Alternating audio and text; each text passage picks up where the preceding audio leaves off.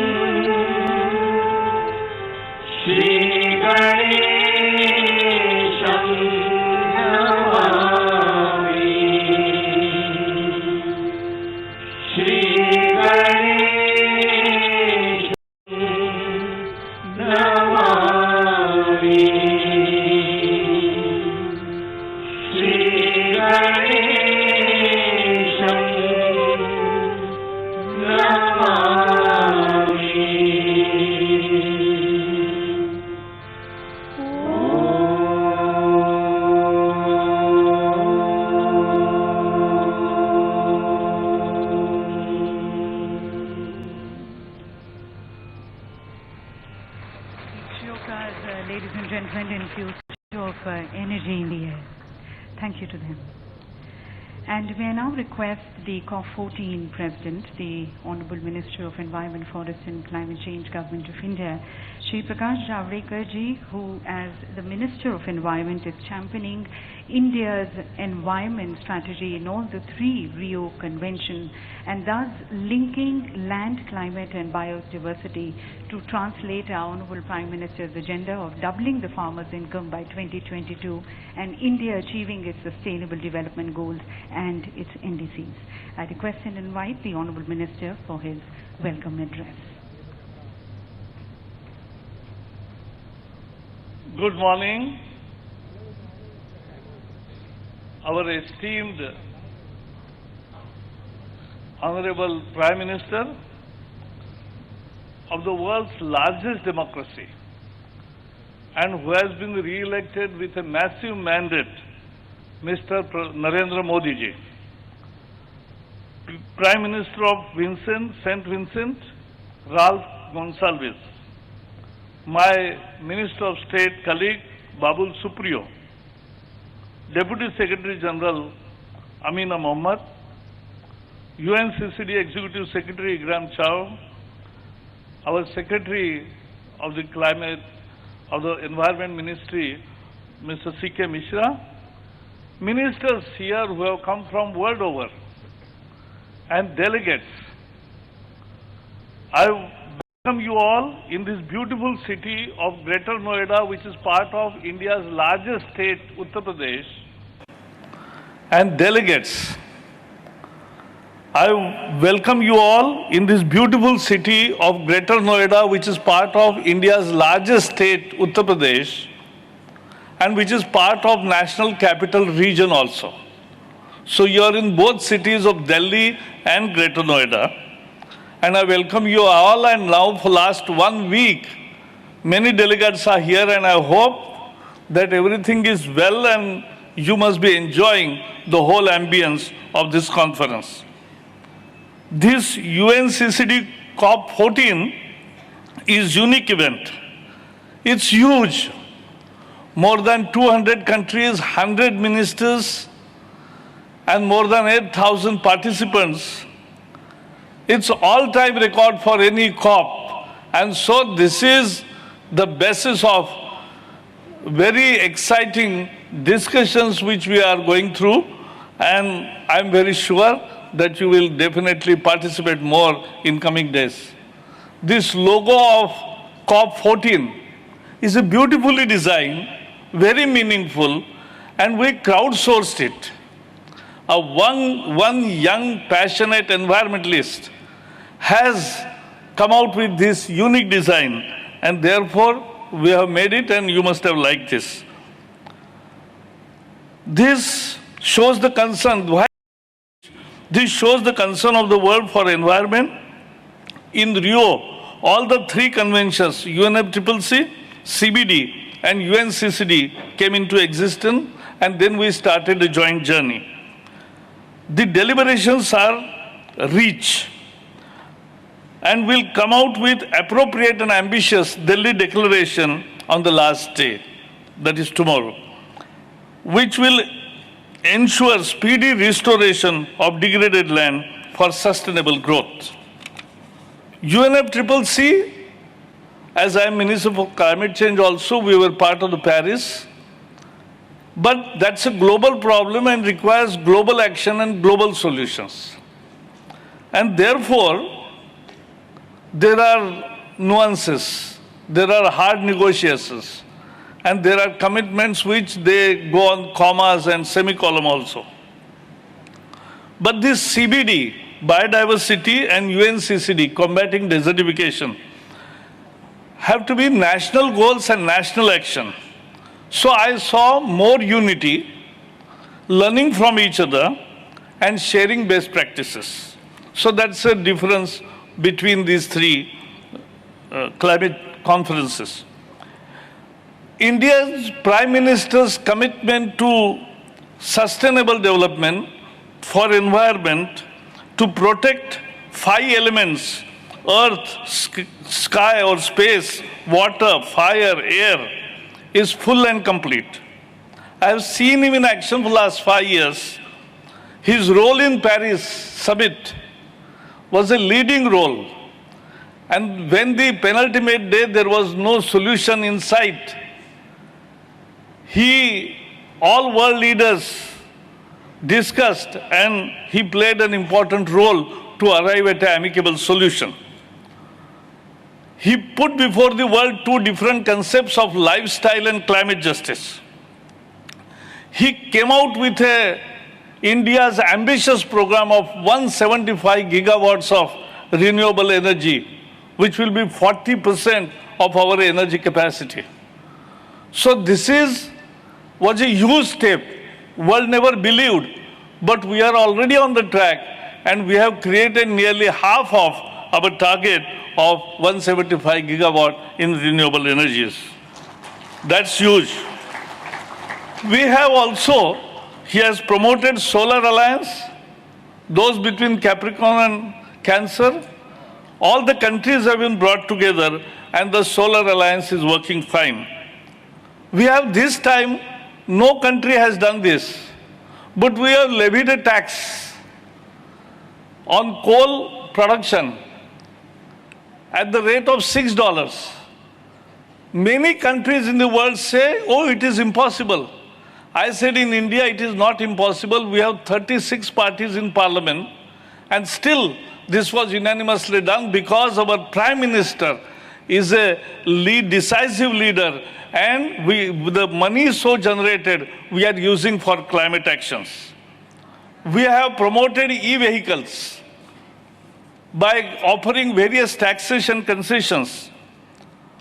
We have also, he has now, in this Modi's government's 2.0, which has started 3 months ago, has established a water resources ministry, and this has to brought water. He has, when he was chief minister, he has brought water of Narmada river to the past land of Kutch, and now that is land restored. It's an actual combating desertification. And in desert, it's not only dates. In Kutch desert, we are having mangoes and dragon fruit also successfully exported throughout the world.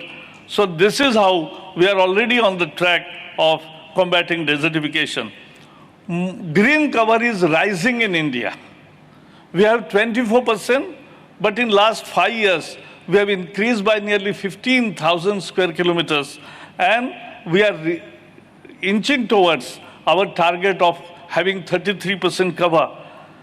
Last month, he declared the results of tiger census, and those tiger census, which is the epitome of our ecology, which is certification of your good ecology, and that is, now we have world's 77% of wild tigers, 2,967. That is the figure which he was welcomed by the world over. And last month also, you must have seen, many of you, he's on Discovery Channel, he is with Bear Grylls, the way he went into jungles, the dialogues and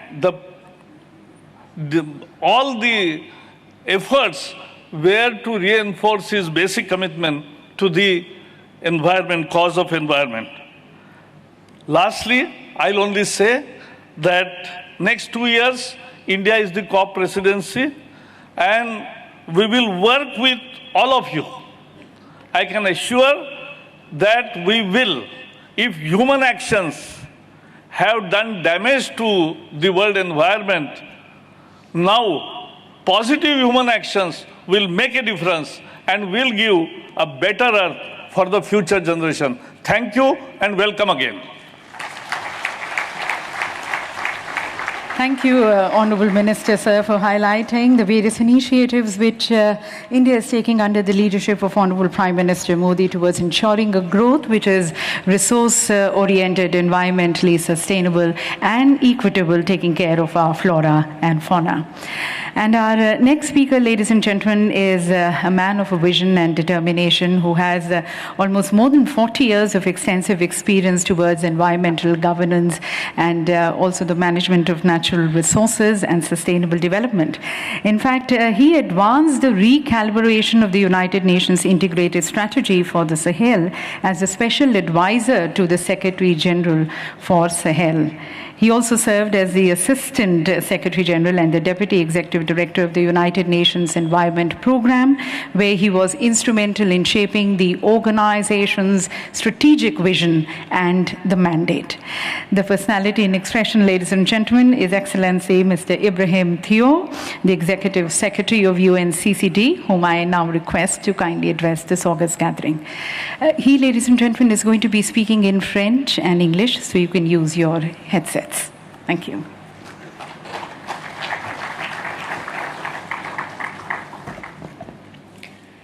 Excellences, Monsieur le Premier ministre de la République d'Inde, Prime Minister of the Republic of India, Narendra Modi, Mr. Narendra Modi. autre que l'Inde était mieux placé. No country other than India would have been better placed to host this 14th Conference of the Parties. C'est une rencontre charnière. This conference is a pivotal one, Le jubilé d'argent de la Convention for it is taking place at the Silver Jubilee celebration to the United Nations Convention to Combat Desertification, 2050. and it also placed with a view to the 2050 horizon. India, this incredible country, is the junction between tradition arising from rich civilizations and modernity, characterized by innovative technological progress, the information superhighways, the wonder of Bollywood, Bangalore, or even the plans for intelligent cities in Chandigarh, Nagpur, or Pondicherry. Pays de diversité. India is a country of diversity, a country with many facets. It is just as much a country of biodiversity as it is a country with arid lands. It is just as much a country of resilience as a country that refuses to accept the fates. India is a country with hospitable people, where in the streets people welcome you spontaneously with a smile on their face, their lips saying Svadge. Excellency Dr. Rolf Gonsalves, Prime Minister of St. Vincent and the Grenadines, Ms. Amina Mohammed, Vice Secretary General of the United Nations, ministers, in particular the Chair of the COP14, Your Excellency Jean Violon, Minister from China, distinguished heads of agencies represented here this morning, in particular the Administrator of the United Nations Development Program, the Executive Director for the United Nations Development Program, the Executive Director of the Global Environment Facility, the Executive Director of the Green Climate Fund, my dear colleague, Executive Secretary of the Convention of Biological Diversity, Mr. Ovais Ahmad, Deputy Executive Secretary of the Convention on Climate, Sir Rene Caster-Salazar, Assistant Director General of the FAO, dear colleagues from the United Nations, Distinguished Minister of the Environment, Forest and Climate Change of India, Mr. Prakash Javadekar, thank you for being here with your team and for being such a hospitable host. We have, through your hospitality, welcomed over 1,500 participants, and never before has a COP for the UNCCD hosted as many delegates and world leaders. Ladies and gentlemen, I ask you kindly to join me in expressing our gratitude to the Republic of India.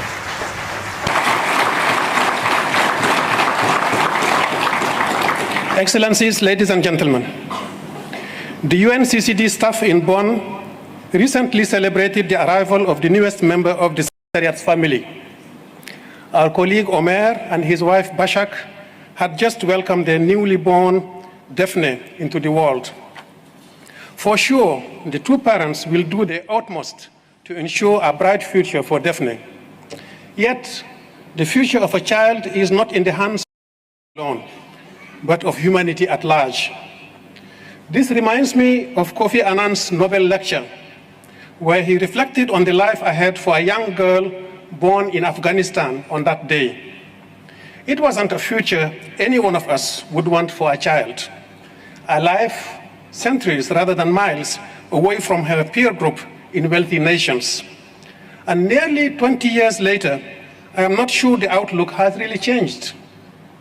So given our 25 years anniversary theme of growing the future together, it made me wonder, what can we achieve today to justify their confidence in us, to ensure that 25 years from now, the children born today will see their families growing up in a safe, prosperous, and equitable society, where that young girl is a reminder of how far we have come, not how far we have to go. There is no escaping the powerful timing of this COP. On one hand, we have just had the IPCC report laying out the science of why the connections between land, climate, and biodiversity can either threaten or strengthen human well-being. On the other hand, we are just about to have the 5 UN summits in New York, laying out options to get back on target for climate change and the Sustainable Development Goals. So the agreements we reach here about how to restore, protect, and manage our land on a massive scale, and how to trigger a seismic shift in private sector partnerships to make it happen, can immediately help ramp up the ambition of action plans for everyone involved.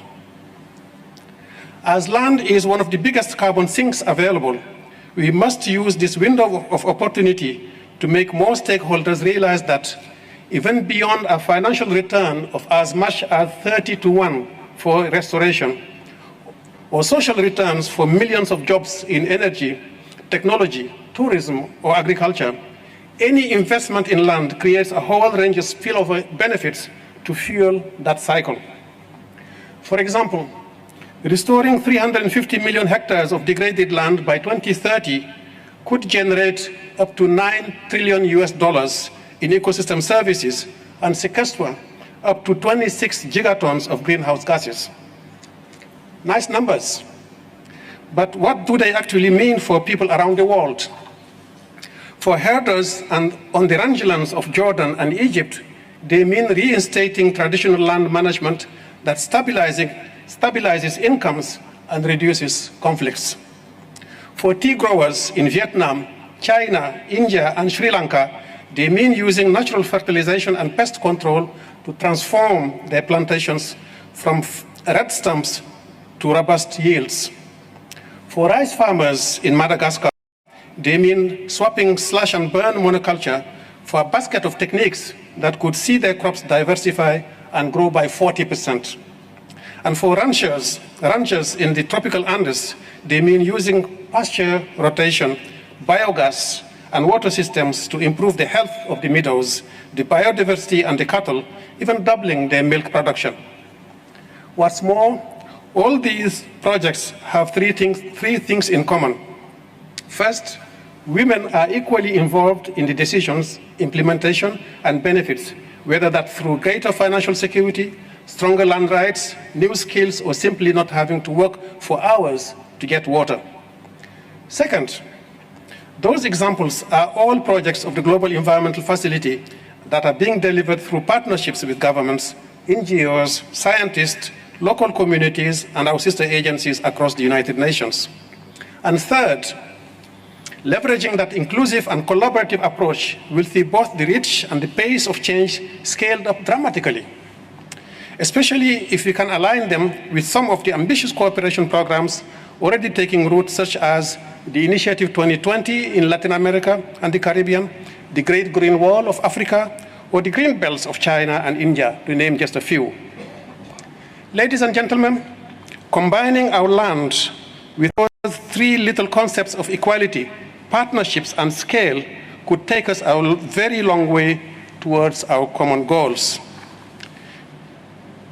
Just a year into this century, Kofi Annan's remarks acknowledged that we were already violently disabused of any hopes that progress towards global peace and prosperity is inevitable. When he asked us to confront it, we nodded, applauded, and carried on as before. So by the time that young girl he spoke of reached her teens, we had degraded over a fifth of our land, putting climate change and poverty on a fast track with inequality and insecurity. Today, As she reaches adulthood, perhaps with a daughter of her own, we have a chance not only to reverse that by restoring the 2 billion hectares of land available and achieving land degradation neutrality, but also to extract last drops of the benefits that transformation offers for people everywhere, from jobs and security to health and education. Daphne is the newest member of the UNCCD family, so I'm sure you understand why we are a little protective of her future. In fact, with 250 babies born every minute in the world, I know that each one of you feels the same about someone, somewhere. That we all want to see them growing together in a world where every child has an equal chance, and that every investment in land will unlock opportunities to bring that world closer to reality. Which is why I also know we will ensure this COP makes global peace and prosperity more achievable, if not yet inevitable. Perhaps making it inevitable can be our challenge for next time. Bahut Denavad. Thank you very much.